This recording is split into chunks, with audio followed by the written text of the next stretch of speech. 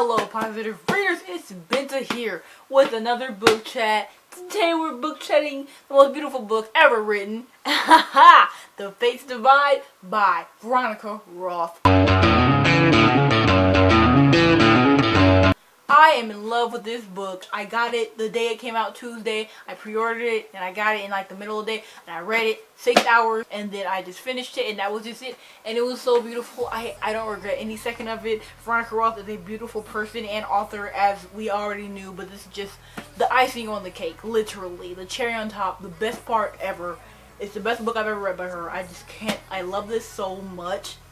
There are no games. You can go watch my read with me video where I literally react to the book to you guys. This is the review for this book, and I am like so excited to be reviewing this because I haven't seen anyone else talking about it or anything. It's just so underrated. I feel like it should get more love. Like, everybody was hating on the first one, so no one's gonna read this one, and I really hate that. If you were having qualms about it, I'm gonna make another video, but if you were having doubts about reading the first one because whatever bullcrap everybody else was talking about, don't do it. Read the first one, read the second one. They're beautiful books with beautiful premises and plots and characters, and you need to stop listening to other people's opinions and take them as your own. Without further ado, we're going to be talking about this book. I loved it so much, as you heard me say multiple times, and this is now the spoiler section because I need to talk.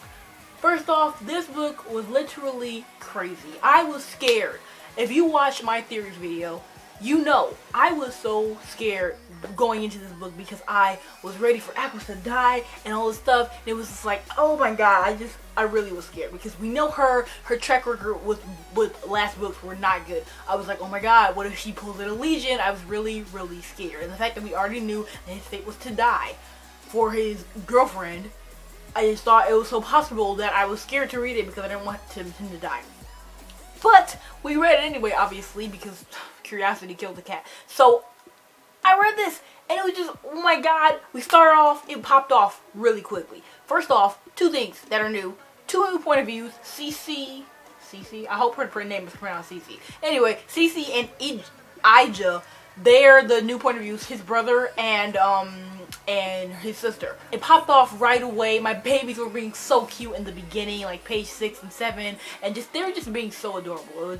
It wasn't believable. I was just living because I missed them so much, and I love them. They're so not generic to me, and it's just beautiful.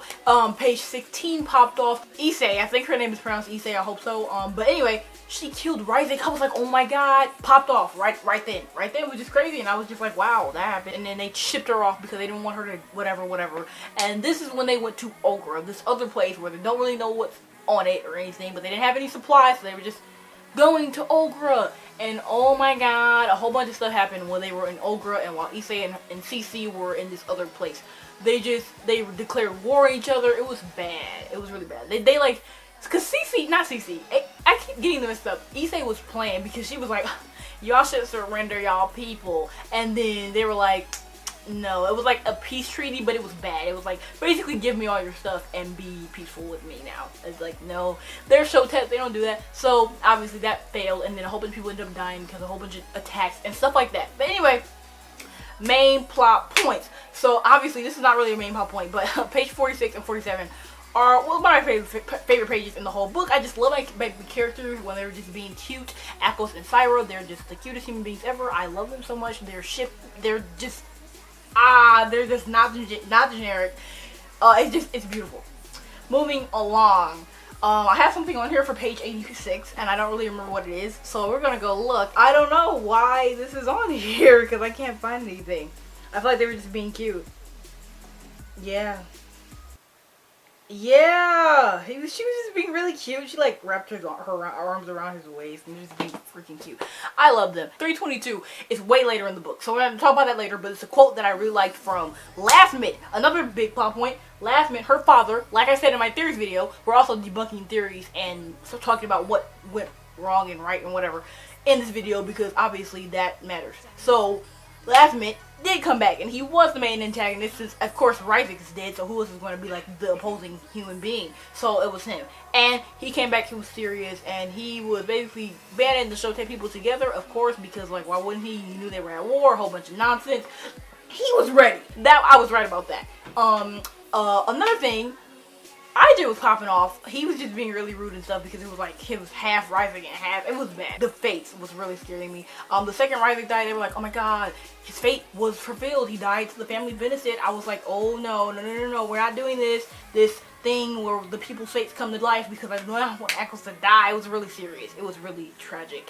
Also, another thing, it was just like my couple had so much stuff going on in this book. It was just bad because like 1 minute they're just being cute, next minute I'm thinking about, oh my god, what if their face come true? Next minute they're fighting, talking about how, oh my god, Cyril was being so sad because she was like, oh my god, you can't really choose me because you're only with me because you think you're gonna die for my family or something. It was just so stupid. And then they were like, oh, and then Eccles was like, no, but it's not possible because I'm gonna die anyway. It was just really not okay. I was not living for them arguing. And then next thing you know, they're back, like they can't obviously stay away from each other because they're just so in love. So I was just like, they came back together and stuff, and I was just like, I literally started crying just out of nowhere, just like an outburst. I was like, no, because it reminded me of a scene in Elysian where basically they were kind of on the outs and then they popped back together, and then I was like, it happened almost the exact same way. I was so scared for them. I swear to God, I was like crying. I was like, no, I'm bringing Brock back. I'm not okay with this flashback. It was bad. Veronica knew what she was doing when she wrote this book. Yeah, I just talked about how she went into the room and stuff, and she was scaring us because of this fate stuff. We kept wondering,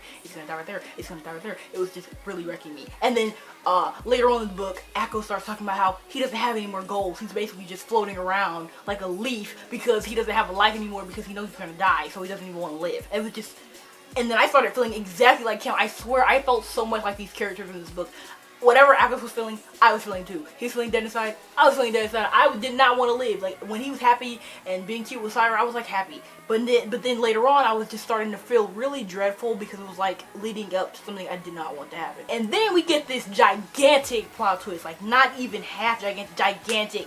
Some people said that they predicted it, but whatever. So we all know how Syra could not get into the room in the last book because of her blood or whatever, because we never even knew, like, what if they're not really related? Who knows? Got the bomb. And they're actually not. Her name is actually Syra Karaseth, and his name is Eccles Novick, because their parents switched them at birth because she knew. She was an oracle. She knew that they were going to have these fates that were going to come to pass, but she wanted to switch them because maybe then they would not actually come to pass. And that was beautiful. And then we find out also that the person, Syra now, because she's the third child of the family benefit, not the other one, the Karaseth, that she's the third child, and she already died because when she was dealing with her current gift in the last book and torturing Eccles and stuff because of Ryzik, she actually stopped her own heart because trying to not hurt Eccles. That's how her gift developed. So she's actually already lived out her fate. And he already crossed the divide. I forgot how, but he already did. So they both had their fates already done. Everything was finished. They're different people. Oh my god, just drop the bomb. And I was just like, wow. This whole time I've been scared for something that's not even like a thing anymore. It's completely out of the window. And I was grateful. I was like, yes. But at the same time, now, what are you going to do with your life? Because you know you're not going to die. He knows he's not going to die. She knows whatever. So, what are you going to do? Pages after this, Eccles just ups and leaves. He just flies away. He just goes back to his family with Jorik. Not his family, but his home, because he is on a mission to kill Lathmit. Because Lathmit is a gigantic issue. He's like blowing up hospitals and stuff, and through the set, it's bad. He went there. I'm like, why would you do this? And that just gives Syra more reason to be like, oh, he doesn't want to choose me. It was just really making me sad. But that happened. And can we talk about how much I love Syra's character so much? She's just so strong of a character, and she just does not care. She doesn't care, especially in this book, because she's like the equivalent of Eccles, just with more injury. Because he was like shutting down because he knew he was gonna die. She knew he was gonna die too, so she was like kind of laid back. I don't care. I'm just gonna start a fight with everybody in this book. It was bad, but basically, I just love her so much. And the humor in this book, because this book obviously is not a humorous thing, but the humor that she throws in is so funny. Like this one time, she was like, "Oh my god, it's Syra freaking Nova." He's like, oh, "How do you know my middle name?" It was just hilarious. I love that line. It was just so stupid. I love these characters so much. They're all so funny and so just, I love them. Moving along. So obviously they were free from the fates and stuff, so I guess he just decided he was going to go kill his last mate and just live his life. That happened. And this was when this mission started, because he was in the cell, because obviously he got caught trying to kill last mate. And then Yima from the last book came back and was like, because her current gift is to move people's hearts and stuff like that. So basically she was fake moving his heart to actually combat against whatever last mate could do, because last mate can control people. It's not good. So basically her and the guard, I forgot his name, which is tragic because he's a real beast. He was a real good person when it came to actually carrying out this murder with last mate. But I can't remember his name, but they were both kind of in cahoots, helping him. So basically, they were at dinner one day. Akos and Lasmit were like at dinner, and all of a sudden, his favorite fruit appeared on his plate. He's like, "This is not supposed to come for another 3 months." Next thing you know, Cyrus behind him, knife raised, ready to plunge it, and then what do you know? He starts controlling her. She lost the shock factor that she had 2 seconds earlier, and messed the whole thing up. So whatever that happened, okay, people can make mistakes. This whole time, Akos is in a complete, like, numb state. He does not know what to do, and I understand that, because it's like, if you move the wrong way, he might kill her, make her kill him. It was just bad. I did not expect him to move at all. But anyway, these other jars started exploding and stuff, and one of her friends gets her out. That's good. Akos is still there. So Akos is, in exchange for his freedom, go back home to Thu. He's like, I'll show you the best place to attack in Thu, because I grew up there. So they go to this place. It's like this temple or whatever, and he's counting on these freaking Kush flowers to be there, and they're not there. So they're in this room. Him and Lasmit are in this room. The guards are like back because like he didn't want them to go in there. They're in there, and he's like, "If you're paying to poison me, you're stupid," basically. And he was like, because he knew he messed up. But right before that, the guard had slipped him the knife because he knew he was trying to do. He knew. He caught on. He's like, "This is my last chance." So they just fight to the death, and I was just like, "Oh my god, what are you doing?" It was just bad because I was scared, and he had him on the ground and stuff, and he was just hurting him. I was just not. It was serious. It was really serious. But that happened. He ended up killing him. I was like, it was lit. I was actually really surprised because he was like the last antagonist alive. I thought they were going to both die in battle or something like they did with Triss. I was just not, I was not emotionally okay with this book. But anyway, that happened. It was just serious. Now I'm going to go to 322 and show you guys the quote because it deserves to be recognized because I remember it. I'm not going to read the whole thing, but basically the premise of this quote is, it's like, oh, you know, the word, it's like everybody's, "Oh my god, you turned Ryzik into a murderer." That's what Akos is telling Lasmit, and that's obviously true. But he's like, murder is reserved for people we do not like. Anyone else, they're a warrior, a soldier, a freedom fighter, and you're so freaking right. I felt that. I was like, oh my god, he is speaking truth, because it's like, a murderer in some instances obviously would be bad if it's somebody that you love that's getting murdered, or somebody that you associate with. But from their point of view, he could be anything else. It was just, wow. That's why the one thing I love about these books. They have such good quotes and such good messages. It's just beautiful, literally. Also, another thing I wanted to talk about, the fact that the mom, Syra, previously Akos' mom, basically left her for, not dead, but left her, like gave her away. But they're both like mad about this. Like, I don't want to talk to her ever again. I don't think I've ever, but I was like, they wouldn't be who they were. I would not it wouldn't be the same if they knew that they were the opposite families before this. Them being in their families, their respective families, before they knew that they were actually opposites, literally shaped them as people. And that's just so beautiful to me that, of course, you're sad because your mom gave you away. But at the end of the day, you would not be who you are if she had done that. So how your life pans out is supposed to, it's panning out how it's supposed to. Because if it wasn't for that, if it wasn't for you being in the Novik, and you being in the Kirison, and you growing up with brothers, and her growing up with Ryzik, and people, and all this type of stuff, it would not have meant as much. Your life would not be the same. And another thing, your fate might have been carried out way earlier, and you might be dead, and he might be wherever he is. So that happened, and it just brought them together. I just love the story so much because it's about fates and stuff and like that. And usually I don't really like that type of stuff because it's like, oh my god, you know what you're going to do in 20 years. Like, like basically how Akos was feeling, dead inside because you know you're going to die or kill somebody or go to jail or something. But no, it was done perfectly in this book, and I love it so much. Also, while Akos is dealing with Lasmit, Syra and her friends are trying to figure out how to stop this attack or whatever. So she literally uses her current gift, which she figures out her current gift is actually the current. I was close to tears. I think I was crying because I thought she was going to die instead. It was just bad.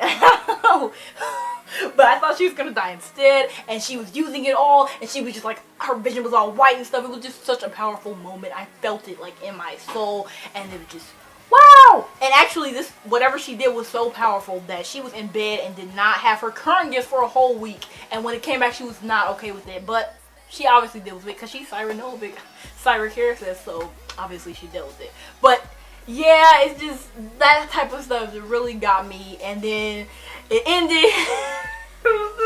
They got back together. Like everybody like basically banded back together. Everybody figured out, you know. And everybody was mad. It ended a couple pages later because they got back together, just being cute. And he was like, yeah, you know, you're fine now. Yeah, I lost my current gift. You know, just basically debriefing each other because they hadn't seen each other in a minute. And then the last point of view was Ija's, and it was just him, you know, and his crazy mindset or whatever, because there's two people in there. But he's like, the story brought us together closer because it's like two people, and of course at the beginning he's all disoriented, like trying to figure out whose memories are whose. And he's also an oracle, so he's trying to figure out who's. It's a whole bunch of craziness, but at the end it's like they understand it's easier to live how like as one person. And it ended on him. He's like, and I see them in italics. We know who them is. Akos and Syra, and he's like, they're older, and he's talking about like the wrinkles they have on their face because they're older now, and then they grab each other's hands and go on the ship. I literally am getting choked up. My heart is like I don't even know. I love them so much. I love this book so much. It ended so beautifully. My babies literally had a happy ending. My theory was correct. I was literally joking. That was not even a theory. I was like, whoa, baby, run the clip. Everybody walks up into the sunset. I really just joked about it, and it actually came to pass. I love Veronica Roth so much. Just so much. I loved her before, but this is just the icing on the cake. She's my favorite author forever. Wow. She wrapped up this series so beautifully, and I know this is a really long review, but it deserves it, and you should have watched the whole thing. If you watch the whole thing, say, I love The Fates Divide. Even if you didn't love it, just say it because, like, it deserves all the publication and praise that it gets.